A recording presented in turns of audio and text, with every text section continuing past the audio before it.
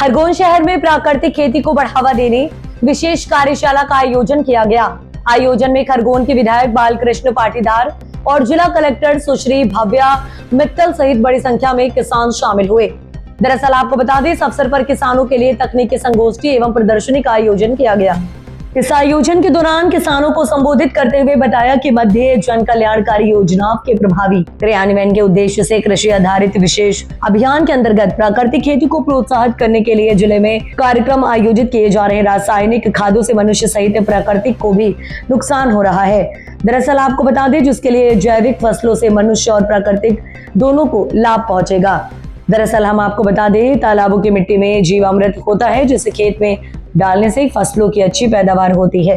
इन कार्यशालाओं में प्राकृतिक खेती अपनाने वाले अनुभवी कृषकों द्वारा अन्य जागरूक किसानों को प्राकृतिक खेती की उन्नत तकनीकों, लागत में कमी, मृदा संरक्षण एवं पर्यावरण संतुलन से जुड़ी महत्वपूर्ण जानकारियां प्रदान की गई। वहीं जिला कलेक्टर भव्या मित्तल ने भी किसानों को संबोधित करते हुए कहा कि जैविक खेती से स्वस्थ और प्राकृतिक दोनों स्वस्थ रहते हैं। जैविक खेती की फसलों का मंडी में मार्केट भी लगे और जैविक सब्जी फसल का इंपोर्ट एक्सपोर्ट कर आमदनी भी बढ़ाई जा सकती है।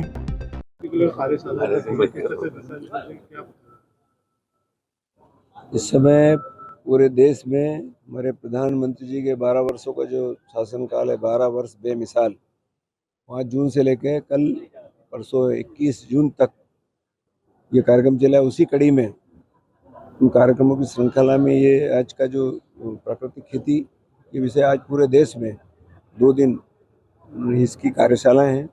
उसमें किसानों को प्राकृतिक खेती के ऊपर सारे जितने कृषि वैज्ञानिक वो बता रहे हैं कि प्राकृतिक खेती से क्या लाभ है और इसके जो फायदे हैं इसको किस तरीके से किया जाए, इसकी विधि क्या है, ये सब विस्तार से बता रहे हैं। क्योंकि आने वाले समय में जो रासायनिक खाद का अंधाधुंध उपयोग हुआ और उसके कारण हमारे कई प्रकार की समस्याएं पैदा हो रही है, तो गुणवत्ता पर भी असर गया है और कई अनाजों में जहरीले तत्व प्रवेश कर गए हैं अंधाधुंध कीटनाशकों के प्रयोग के कारण। तो इन सारी समस्याओं से निपटने के लिए किसानों को फिर से प्रेरित भी किया जा रहा है और प्रशिक्षित भी किया जा रहा है कि वो इस प्रकार की खेती की प्रणाली अपनाएं, जिसके कारण अच्छा अनाज पैदा हो, जो पौष्टिक भी हो और शुद्ध भी हो और उसके भाव भी अच्छे मिले।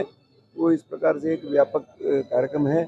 उस कार्यक्रम की दृष्टि से आज खरगोन में ये जो आज प्राकृतिक खेती की जो मीटिंग है आज हुई है, इस अवसर पर सारे किसानों को मैं बहुत बहुत बधाई देता हूँ, शुभकामनाएं देता हूँ।